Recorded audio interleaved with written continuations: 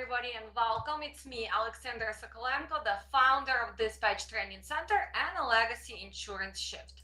Well, today we have a special live when we invited somebody who probably gonna change the view on how you think that trucking is changing. And we're not gonna talk about equipment, we're not gonna talk about factoring, we're not gonna talk about how to start MC or how to learn how to dispatch. We're actually gonna talk about how to survive in trucking and what is cyber crimes and how to prevent them. So today I'm gonna introduce you our guests. They're gonna share the presentation. You guys can ask questions and we're gonna educate ourselves how to support our company, how to prevent cyber crimes, and how to protect your assets. So let's welcome our guests. We're gonna bring them to the screen and we're gonna let them introduce themselves first. Hello guys, how are you? Hello. Good afternoon. Hello, everybody. Well, let's start with you. We have Chris, we have Michael, and we have another Chris. So tell us about yourself and what are you going to be sharing today? Yeah, so Chris and Michael from Cyberyn. We are all the founders of Cyberyn, the company that is specialized for the trucking industry. So we're working as a cybersecurity experts within the trucking industry only for now. And we're focused on preventing any kind of fraud or any kind of digital scamming against any kind of trucking company. Okay. So let me ask you this. Why did you guys decide to specialize in trucking instead of other industries? And anybody can answer, Michael or other Chris, please. It's just kind of like we sitting here and just talking and sharing. So Hello everyone, my name is Christian. I've been in the trucking industry for over 10 years. So basically, that's one of the part why we are specializing in trucking. Uh, Trucking has a lot of problems. Let's say scams, it's hectic, it's fast forward, everything needs to be done as soon as possible. So basically, it was fast forward to this. so you decided to choose trucking just because you had experience in trucking and you decided to help industry to prevent Bro. probably losses and everything else, right? Yeah, Well, it was mostly the demand for the solution because there are countless problems in the trucking industry, and we couldn't find any of our partners which are working with cybersecurity that specialize in the trucking industry. It has specific problems like rate confirmations and specific business processes that you need people that have been working inside the shoes of the dispatchers and the brokerage accounts, so they understand the business itself. okay, let me ask Mike, since he is brains behind all this operation. Is it different to work with the trucking industry or it's the same? The cybersecurity, does it specify something exactly for trucking, or as a IT guy, it doesn't matter for you if it's insurance, if it's a, I don't know, maybe pharmaceutical company? Well, let's see it like this. There is generic protection that usually every company needs, and what trucking differentiates from the other companies or the generic protection is that trucking has a lot of connections, including the law, including trucks, including different platforms, devices, and everything. Like so, you need to basically protect everything. That's called like defense in depth, and to achieve that, basically you need to protect all of the devices and to reduce the area that can be attacked. Okay, let's go back to Chris. So most dispatchers and small carrier think, well, we are too small, we cannot be hacked. So is that true that the small fleets actually easier targets than the bigger companies?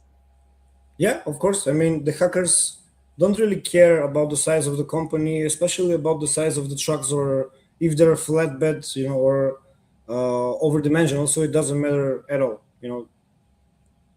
They don't Okay. really pick So too if much. I have a smaller company, I still have to worry about protecting my assets, Of right? course, Even if of I course, have only 2 trucks or 3 trucks. Every, absolutely. I think every company, as of right now in 2026, is a target. Okay. Personally, it doesn't matter if there are 10 trucks, 20 employees, 30 employees. They're searching ways in, and as Michael and Chris said, it's all connected. It's connected between accounting, dispatch, safety, maintenance. All of it goes between each other. There is banks connected with it, accounting, financing, and it's really hard for them to keep track of it as it goes. Okay. What is the biggest misconception right now the owner operators, owners of the companies have about cybercrime? What is the biggest myth that people say, well, it's not happening to me, it's probably only in movies, I never heard somebody being hacked and that they had to pay. So, what do you see every day? The biggest misconception? There's plenty of them. I mean, we throughout our history, since we've opened the company, there's so many misconceptions on how people understand cybersecurity and how they can be protected. I'll say the biggest one is the time to survive. How long it takes for you to close the company once you have been breached. And there are actually surveys and real data by the FBI to provide actual numbers for that. And a company with 50 trucks usually think that 3 days and it's all over. They'll survive the attack, but it usually takes 2 months to delete all the viruses, all the everything that happened together with the virus. Okay. Well, so since we have people watching us right now, let's go through the presentation so you can actually educate us, kind of like mini webinar, and then we come back and we're going to be answering more questions. So let's, who's going to be presenting? Chris is going to be presenting. Yeah, yeah, I can start, and then So we'll switch. let's start. Yeah, okay. So this is just the first slide. Yeah, so a quick intro about our company. We know that you didn't came here to hear the details about Cyberyn, but few slides should do the trick. So we're, as we mentioned, we're specializing in the tracking company. Most importantly is that we speak your language, so we understand your workflows, your software, everyday problems, everyday issues, delays, the claims, all the scams, all the threats. We know how to protect you from the threats and how to educate you to detect the threats, as we will see in the next slides going on. We are certified professionals. You can Google the certifications and you will notice that some of them are one of the most hardest to achieve in the world. As my colleague Chris mentioned, we're 10 years in trucking. We've been managing fleets with more than 300 units. We're 20 years in IT. Accumulated knowledge from the whole team is over 100 international enterprise clients. So we've been working in Australia, in Europe, in Asia, in Russia, in USA, in Brazil, all over the globe, and not just trucking. So we've been working with other industries as well. A bit in the generic sense of cybersecurity before we get started. So to get you a bit familiar with what are we going to be speaking today. On the defensive side of the security, we have awareness training, which is the first and foremost, the most important shield that a company can have is educated people. Never mind if those are the dispatchers, if they are the safety persons that work on that part. So everybody needs to be educated to detect any kind of scam very, very quickly, or to be able to double verify or double check the real information. Also on the defensive side is endpoint protection. In our jargon, it's endpoints. In the normal sense would be device protection. So each device is connected to a network, and any kind of virus that gets in any kind of device is communicated to the server, and the server is aware that the network is under attack and tries to prevent and stop every single device from spreading out any virus. The next most important one is email protection. If you have the email protection, nothing even will arrive in your system. If it gets through that through those two layers, then we have ransomware protection, which is immutable offline backup. Probably for the IT team would be more familiar with that. So it has to be disconnected and it has to be offline. And we have security operations center, probably the last layer that catches the automatic attacks, which is a 24/7 overwatch on your system. So it doesn't matter if it's 4 a.m. or 2 a.m. Someone is looking at the screen. Someone is looking at all your devices. Yeah, we can move to the next screen on the offensive side. So the previous slide was about automated and scheduled defensive mechanisms that the cybersecurity companies implement. And on this slide, we have 5 different offensive operations that try to virtually test your whole environment, like vulnerability scanning, penetration testing for your TMS, and for all the connected ELD devices and the connected systems. So we do monitoring on the dark web. If you forgot to change some password from 3 years, we'll probably have it. So maybe just reach out to us and we'll try to find it. And the most interesting one is the social engineering testing, like impersonating some of your colleagues and trying to see how will you behave, or any of your colleagues. Yeah, so if you implement both of them, you're protected like 99% from any kind of threat. This is what usually people think about the cybersecurity companies, that we just drink coffee for the whole day and we just catch the hackers, on the fly. But on the other hand, as I mentioned in the other slides, there are a lot of details, and it's 24/7. So moving on from the general information, let's try to be a bit more specific, and I'll try to explain you some of the scenarios that we've seen, like accumulated knowledge from the previous companies that we've worked with. The most important ways in for the hackers are phishing and ransomware. So phishing is the scammed email or fake email sent from a fake URL. We'll get into details in the next slides as examples for the phishing and the email fraud. And ransomware is an automated virus that spreads across your whole network, across all the devices, across all the colleagues, and locks down the whole system. So all you can see is just some blank screen or some info message. We will see it in the next slide.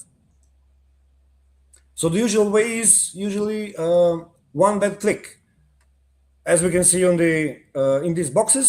So the dispatcher in the morning received a phishing email that contains a fake rate confirmation as PDF attachment in the email itself. So the dispatcher, unaware that it was fake, downloads it and opens the file, which is the trigger for the start. Nothing seems suspicious. All numbers are correct in the rate confirmation. Then the file contains a remote access tool through which the hackers can hear through the microphone and see through the camera. They have full access to your PC. They can install other scripts. They can remove programs from you. They can steal information and so on. Then the hacker is notified that a fish has been caught. That's why it's popularly categorized as phishing. Then the hacker elevates his access to all the other computers, to all your colleagues, to the CEOs, to the safety department, to everyone else in the system. They deploy various info stealers and puts monitors on all devices, and then they moved into the TMS and they start gathering the whole data. They do not encrypt anything. They do not change any password yet. They just sit and wait and see how you behave and try to accumulate as more knowledge as they can. And then 20 hours later, once they have been infiltrated everywhere, they shoot the ransomware. It's spread out to all the computers, and we'll see in the next screens a couple of samples of how it looks like. And then when you come to work the next day, you cannot do anything. All PCs are locked in. You cannot move your mouse. You cannot execute any commands. You cannot check the load board. You cannot see the information from the ELD. You don't know where the truck is. The only thing left for you is to switch to paper and phone, calling every 5 minutes. Where's the truck? Has it arrived yet? So the only thing that you're left is pen and paper. And then comes the forensics, the lawyers, and probably cybersecurity companies that will try to save you even though it's too late. So let me stop you right here. So if somebody sends this email, we are talking about what, few minutes in the beginning, right, when all of this happening, and maybe up to what, 24 to 48 hours when it's all kind of develops in all your devices and looks through your information. So this is a time frame. Usually, but it doesn't. It's not always the case. It might be 1 month. Okay. It depends on the company. It depends on the attacking group. If I downloaded something, I might not see their real changes. It can sit, and I am not even aware of it, right? So it can sit in my system. It can still look through information, kind of learn what I'm doing, right? Start seeing everyday operations. So that's how mostly it's affecting the company. Like after they put it in your system, you don't have any visual or whatever physical. It's still working, right? So Yeah, you cannot notice anything unless you have cybersecurity protection, of course.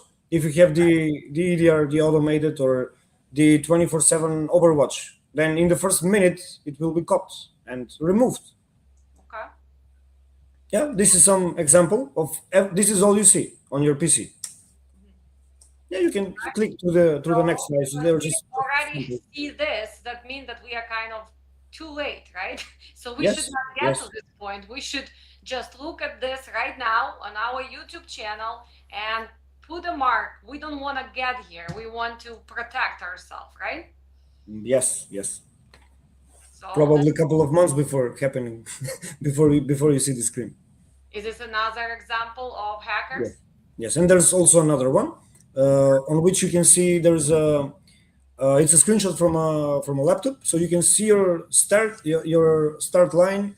You can see the icons, but all you see is this, and you cannot interact. You cannot check the browser. You're disconnected from the internet. You cannot use your PC. So it's like virtual access. So what can we do? What can we control? These are the controls that the tracking companies can implement themselves. So multi-factor authentication everywhere, on every single account, on every platform that has that feature. Make sure that it's always enabled everywhere. That's the cornerstone of cybersecurity.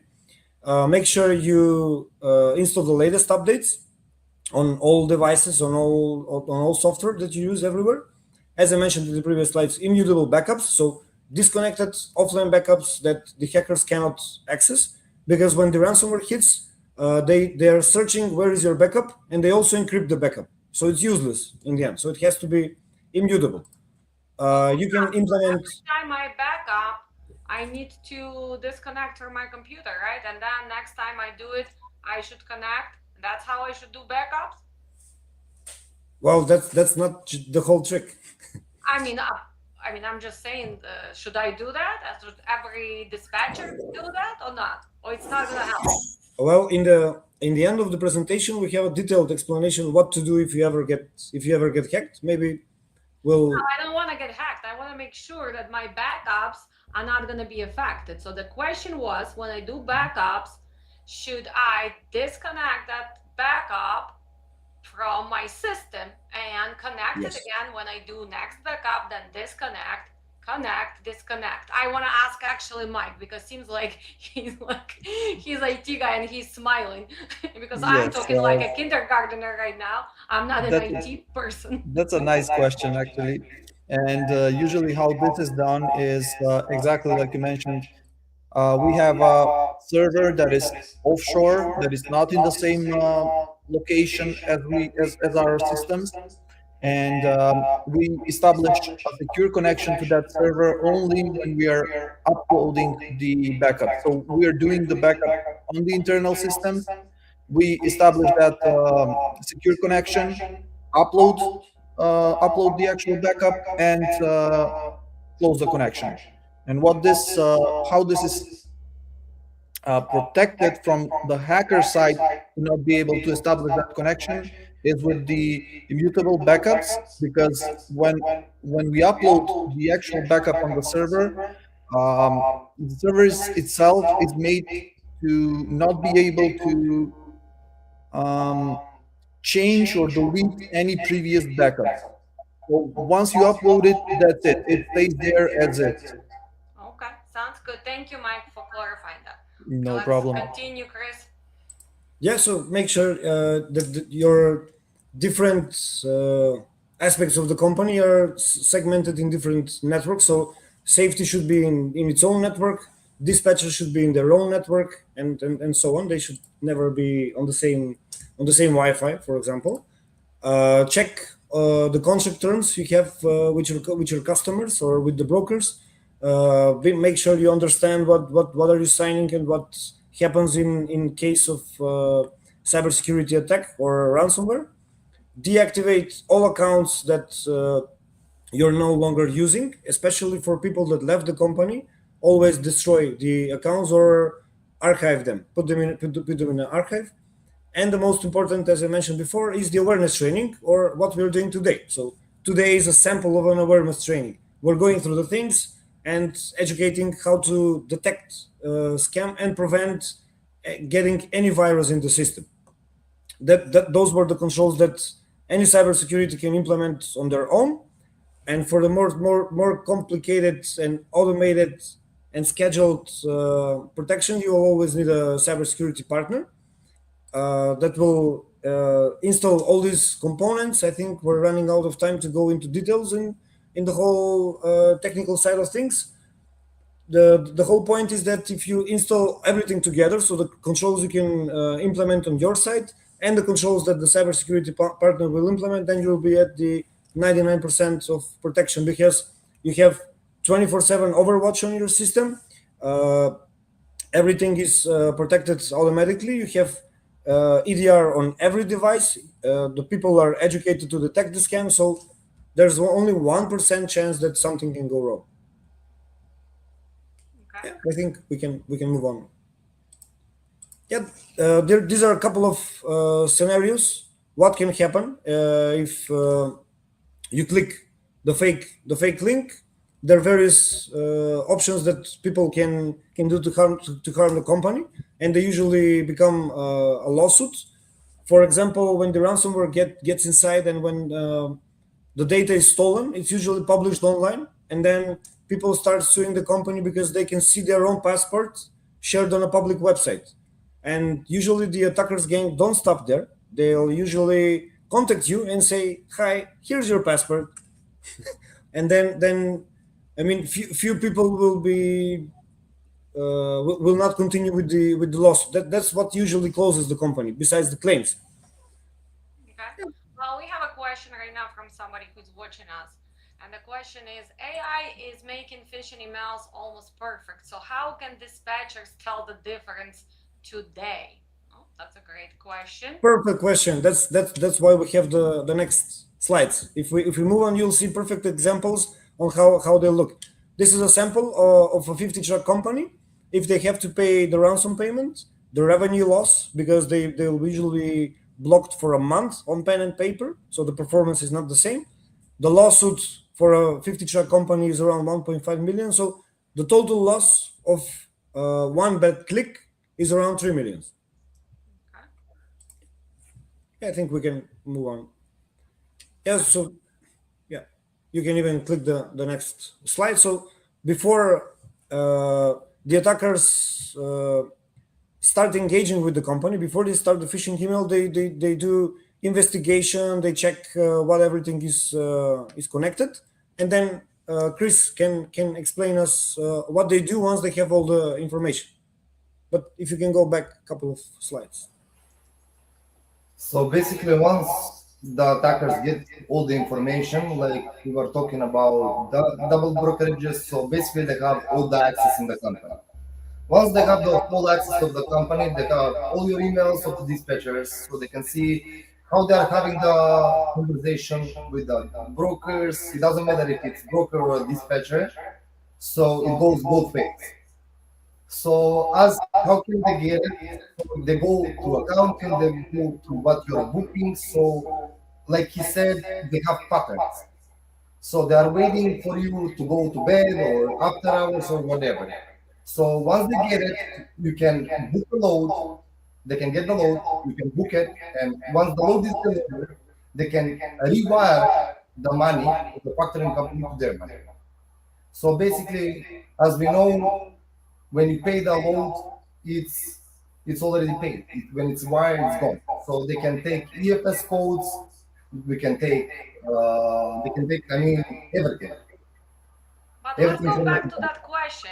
So, since AI makes everything look so good, how can we still spot that this is not a real email? How can we spot? See, like another question we have here. How can you at Cyberyn protect my company from those phishing emails besides employee training? So, how can we, just as a regular dispatcher, see that this is not the email I want to click? So, can you give me a few examples?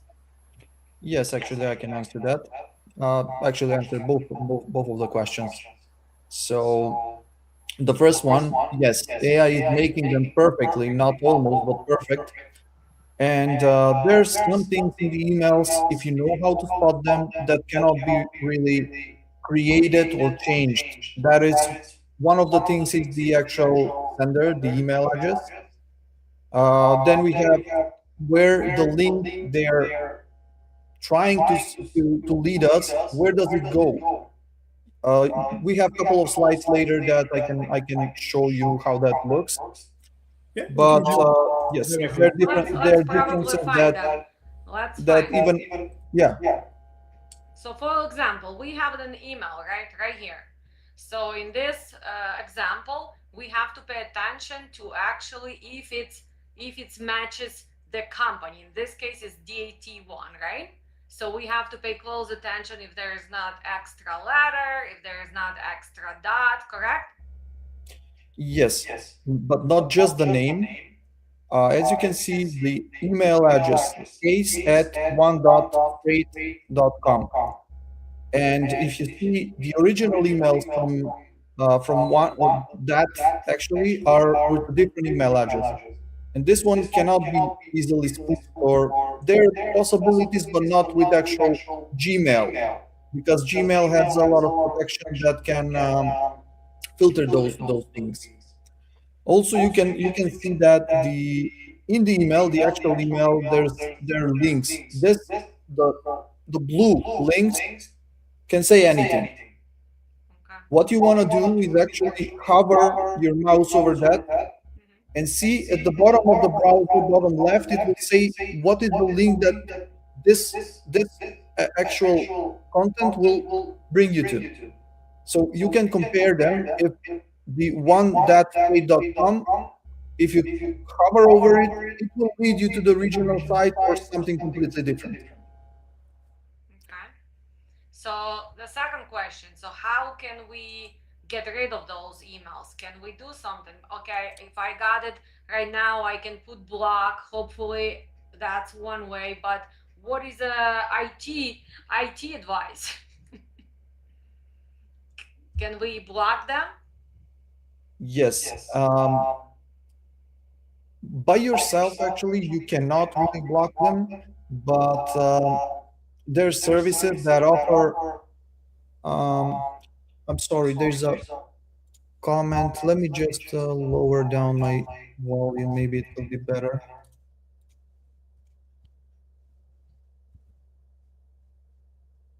Okay. How does it sound now?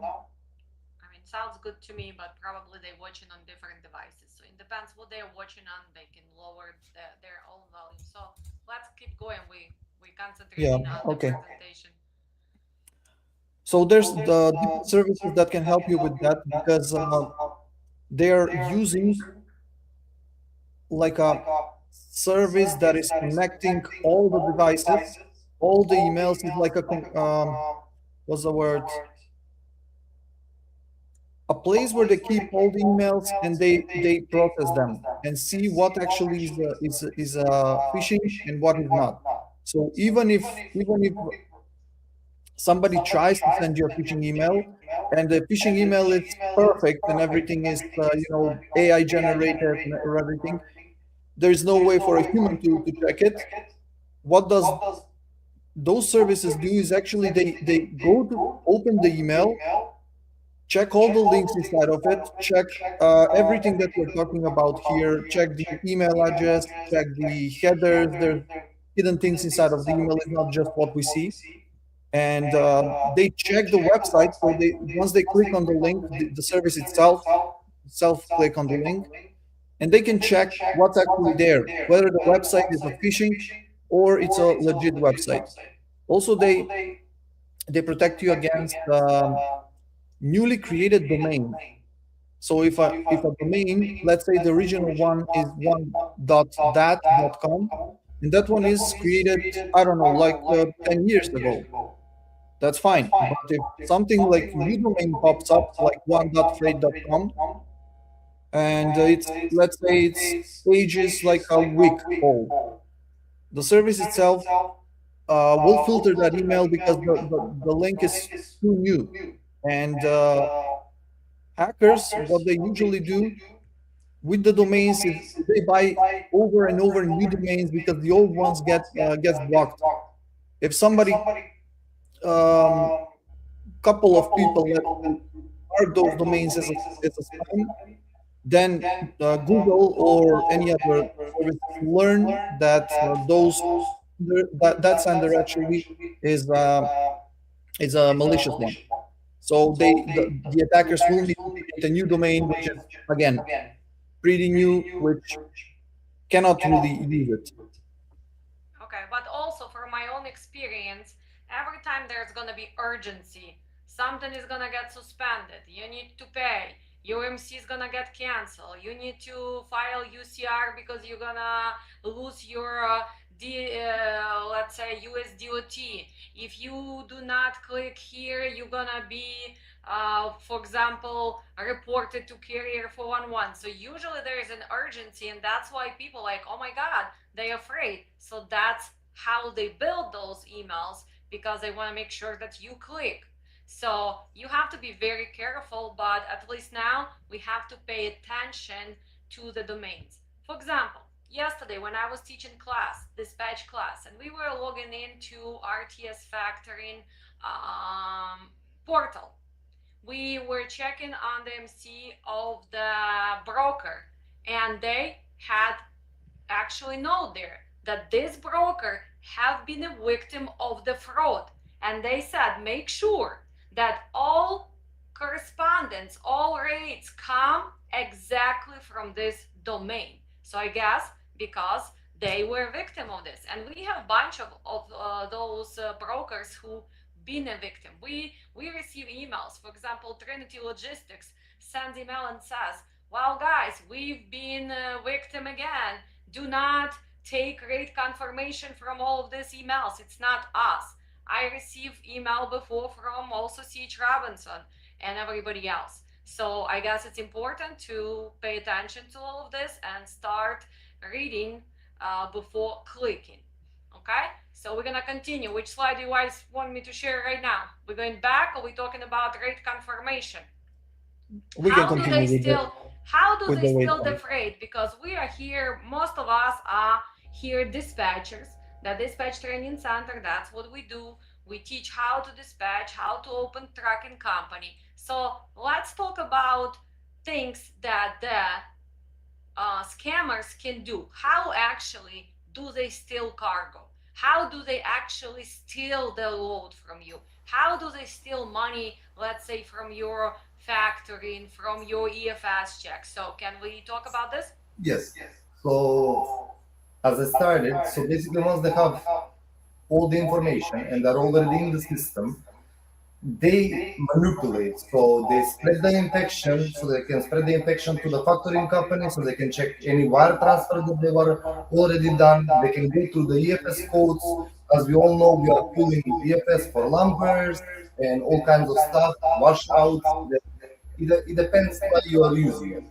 The moment they get the TFS access, they can start pulling codes. those codes, we all know, they can be cached at any gas station, truck stops, um, and I don't know which other places. So those money are going to be gone. And when we are talking about factoring companies, basically they're going to the wire. So as we know, when a wire happens, there is no coming back from it. So wire usually processed right away. And to the other part of the cargo theft, once they are already in, they have patterns. So they are looking at how the dispatchers are booking the loads. They're choosing specific cargo that can be tracked around. They are also doing camouflage of your own truck. So they're printing your own details on their own truck.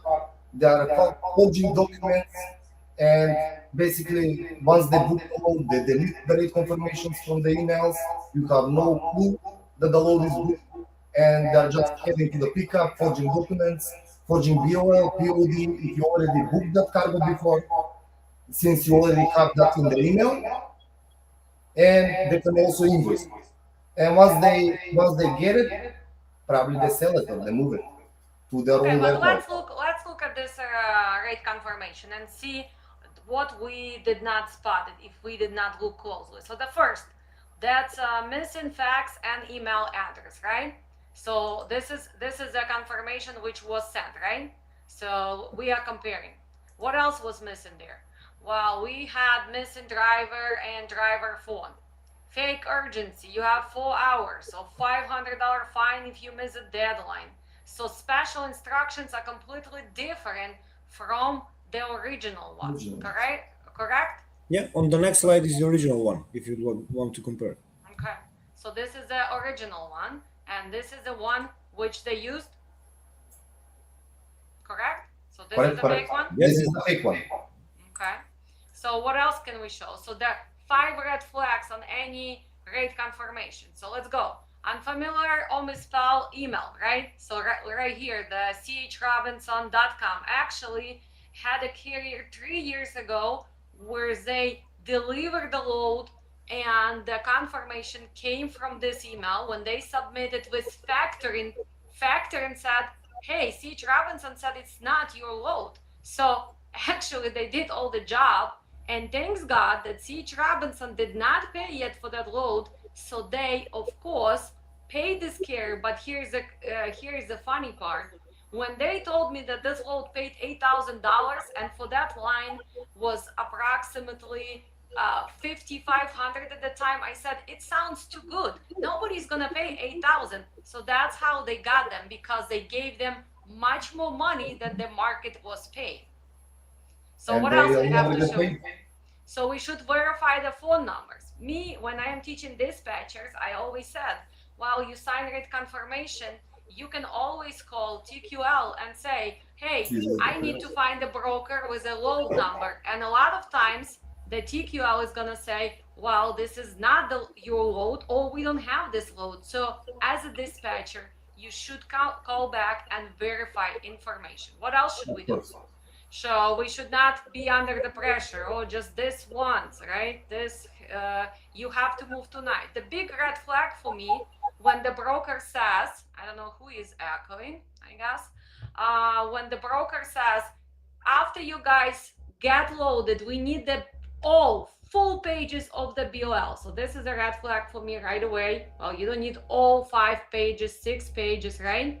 And of course, when they are switching the tracking and suddenly they say, oh, by the way, this load has to go different place now. So you agreed, let's say it's going to Costco. 3 hours later, they say, no, the customer actually moving and you have to go to this warehouse. And usually what's gonna happen? Your truck gonna go, they're gonna unload that full trailer of, I don't know, organic salmon, and that's it, it's done.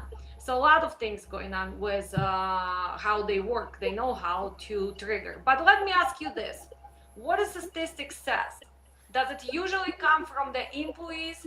Does it come from the brokerage? Does it come from your dispatchers? Does it come from your drivers?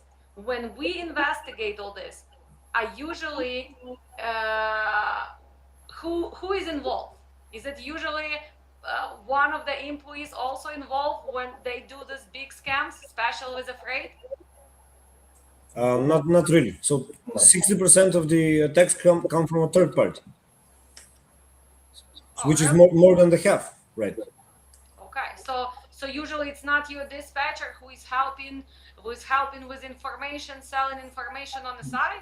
Well, we've seen that scenario as well, called internal threats, but it's not that common. And there's also protection for that as well. Okay. We do that kind of protection. Okay, so let's continue. What else can we spot when we're talking about setups? When we're receiving highway setups, RMIS setups. So what if we have to pay attention here to? Well, specifically on this slide, it's basically the same thing. First, we always look at the URL, the email, where does it lead. Also, you should be aware, somebody's sending you something, maybe not in this specific example, but if there is no MC or DOT number, it's usually not confirmed. So take care, And the thing you said before about the what when they are trying to hurry you into doing something, they're usually doing that because um, for you to miss the other red flags, so they're rushing you into doing something so you cannot see the other things that are actually red flags. Okay, and here we have a question. Can you simulate phishing attacks to test our employees?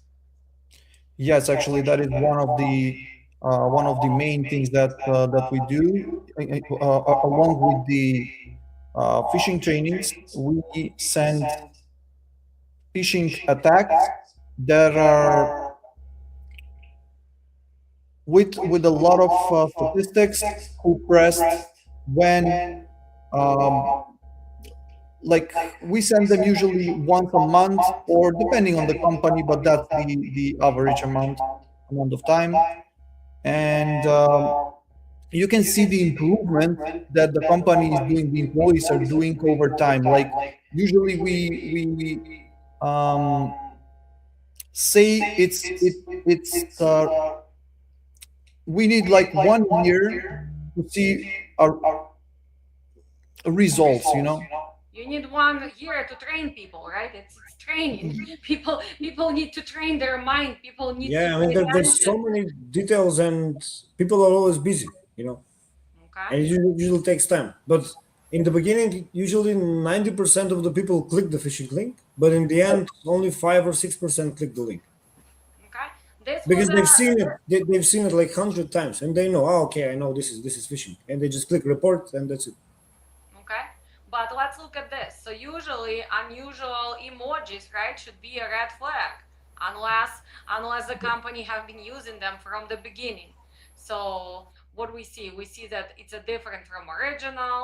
It's again gives us generic tests, and a lot of times it's going to be also misspelled, or it's not sound like DET. DET is not sending you emails like this. Oh, please click here, it's urgent. So that's also something to pay attention to.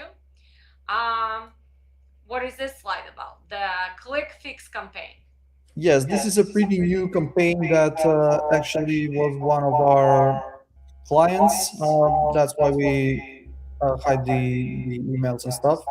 So this is a pretty easy phishing to fall for, because it's so sophisticated and easy to actually infect your computer, and a lot of people did it basically.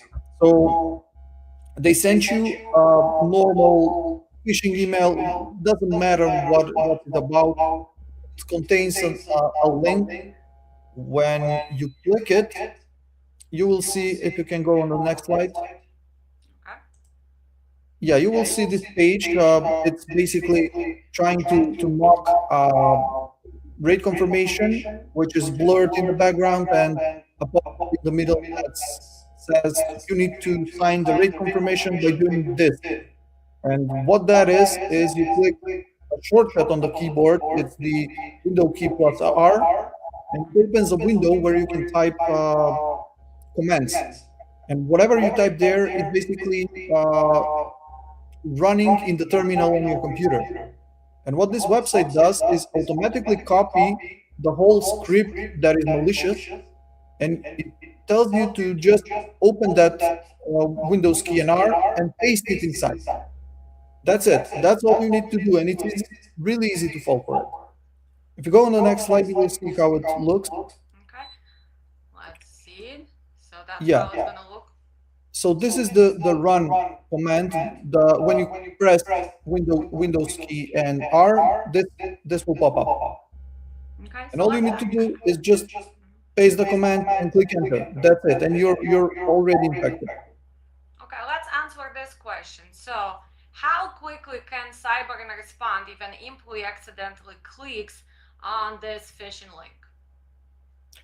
Usually, it takes less than few minutes, like a minute to 2 minutes should be enough for it to catch up. Okay, and what else we see in here? Yeah, this is the actual file. After you run that script, the command, this file is dropped into your computer in a hidden folder, which you cannot really access it if you don't know where it is. And this is the file which is not easily found by the usual antiviruses, because as you can see, the author says it's DocSign, which is signed, and it's a proper exe, proper executable file. So yeah, this is what the script is running, and actually this is a malicious file, regardless that it's signed, because the signing of a file can be spoofed. Okay. So yeah, these are the red flags that we covered. Okay, so here is how it happens. What you need to do after you click something, regardless if you know, I mean, if you're sure if it's malicious, or you just think for a second, this might have been malicious.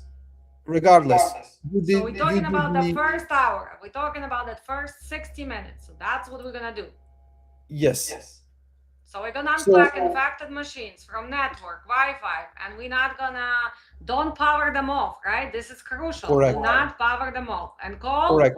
your IT security partner. Of course, hopefully you all guys gonna call Cyberyn after this. Okay, so that 1 hour we listened to you, we did this. What's gonna happen now in the next 3 hours? We start with a procedure, with a plan that's called incident response plan, and we actually take a look in depth what actually happened, how much damage has been done, whether the actual threat is real or not, or it's false positive, and so on. We communicate throughout the whole process. So In meantime, would this be a good time to contact your insurance if you have cyber insurance policy, to contact your attorney, to try to kind of prepare for battling this? yes, well, that is all in the incident response plan, but unless we confirm that it's a real threat and what does it attack, what's the damage, we don't really want to bother with the law or the insurance, because we don't know if it's real. Sometimes it happens to be just nothing. Okay. Yeah, in meantime, we keep the trucks moving manually.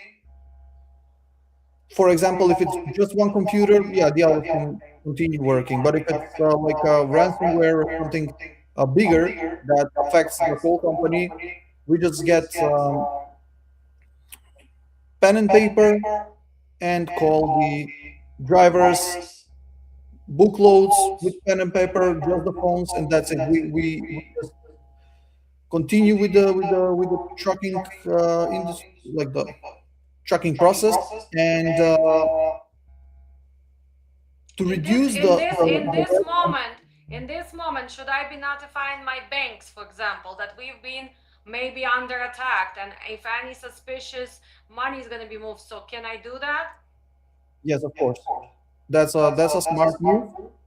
But you will know if you actually are attacked within a couple of minutes, as I said before. So you will know whether to contact them or not. Okay. Yeah, if we are your partner in the protection plane. Okay. Yeah, otherwise you have to do the information all yourself, the whole incident response plan. So let's talk about how can we be protected. So if Yeah, we so- do protection by ourselves, we can protect ourselves what, 30%, right? With Yeah. maybe extra verification, with teaching our dispatchers, paying attention to all these phishing drills, but it's only gonna give us protection 30%. So The with thing- you, how can we get to that 99%? As we mentioned previously, we offer a lot of different services that we have people that are watching your whole systems, all the computers, all the devices, 24/7. If something happens, they immediately react to that within minutes. We watch for dark web credentials, leakage out of your company, and we also are doing the incident response if in case something happens. And yeah, we also make sure that your configuration and all the things that you did yourself are okay, are per standards, or we implement those. Okay. I think it's time for some of our questions because we guys are almost into an hour. Seems like time flies when we having fun.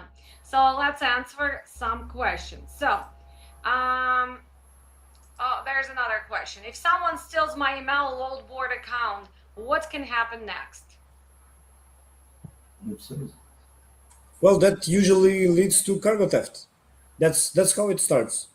They usually steal your account, but they do not change the password. They usually analyze what you do, who are you communicating with, what kind of loads are you uh, capturing or betting on. They try to impersonate you against the broker, or most importantly, against the shipper.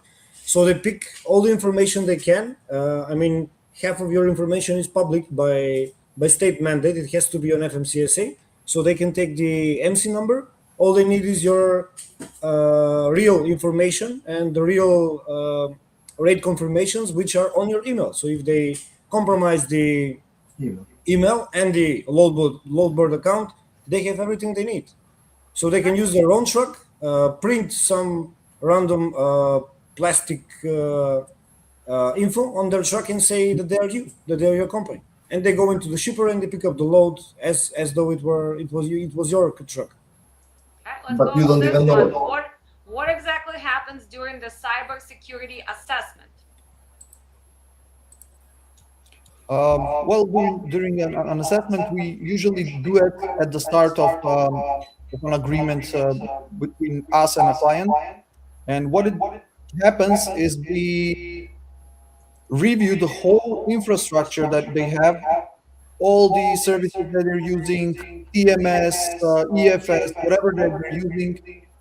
We assess whether they're like Which policies are in place. Like, let's say they should use passwords that are longer than 16 characters, for example, or it doesn't matter the number, but just saying that kind of policies. Yeah, and And whether applications as well. So whole policies. We're trying to get a picture of where your company stands against the hackers, and then we send you a report in the end. What you can do yourself and what we have to do on our own as a company. yeah, then based on that assessment, we are giving the offer and giving recommendation what services they will be the most useful to them. Okay, let's talk about this. If company wakes up and every computer is hacked, should they start preparing the ransom? Because, well, they need to keep going. So how how long does recovery usually takes for the company? And in your practice, have you seen and have you been part of paying ransom to someone? No, we Yes, haven't actually. paid I mean, any. were you assisting? Not that you were paying, but did you had clients that it's happened to them and they had to pay? Do you have the real example, or it's just still kind of just the data from the industry? We do have, but we cannot. Of course, It's we're not it's asking under for the NDA. names. We cannot Not disclose. asking, We cannot disclose. not asking for the names, but it does happen, correct? Of course. So company end up paying the money so they can come back and function. How long does it usually take for company to recover from something like that? The one example I have is for a company about 500 trucks. They were using paper and pen for about a month and month plus. So it was really hard for them because all their servers, all their backups and everything was Encrypted. Yeah, everything encrypted. was encrypted. Yeah. And after that, they paid for a real company. I mean, for a cybersecurity company that cost them basically like, I don't know the correct amount, but it was too much after the ransom happened. And on top of that, they paid the ransom. Okay. So there And is the damage, then there is the ransom. our advice to do. It doesn't have to mean that if you pay the ransom, then you're safe. You still need to clean up everything besides that. So And Mike, it's no guarantee. They can still publish your data. So better reach out to us if you get into that situation. There's a dedicated role for that. okay. To So do Mike, this. as an IT guy, which cyber attack lately in the last few months shocked you? Like something new that you did not see before? What shocked you? Like how good are they getting? Well, the example that I presented with the ClickFix, that's one, like, I didn't expect it really. That's a new way of doing stuff. Usually they bring you to a web page where you need to download a file or something, but not just click a shortcut and paste it. It's really innovative. Okay. Well, I think we're gonna thank you guys for joining us today. Of We've course. answered some It was a questions. pleasure. It was a We pleasure. probably gonna set up a second part of this where we're gonna we're gonna get used to this, right? Because it's your first time doing the live. So maybe we can give more examples. Maybe we can bring clients who gonna be looking to use your service. But thank you so much. And I'm just gonna say goodbye to everybody in few minutes. So I'm gonna remove them and we're gonna continue. So guys, remember that this webinar was just a short lecture for you guys to understand what's going on, because cybersecurity is no optional anymore. This is mandatory. This is something like you have load board for dispatchers. Well, now you need to make sure that you protect your company. If you were thinking, oh, it's not gonna happen to me, this is just a matter when is it gonna happen? Is it gonna happen? It's the same as an audit for safety, right? Oh, we are good. We don't really have accidents. We're not gonna have audits, and they come to you. Same with cybersecurity. Well, hopefully in today's presentations, guys, you learned something new. Make sure you comment, make sure you follow them. We actually gonna put all their links, their site, their social media. Follow them on Instagram, follow them on Facebook, follow them everywhere, and maybe you should contact them and have that assessment. Also remember, since we run insurance agency, you now can call us and we can talk about adding cybersecurity policy for your company. As always, thank you for watching, thank you for commenting, thank you for sharing, and thank you for supporting our channel.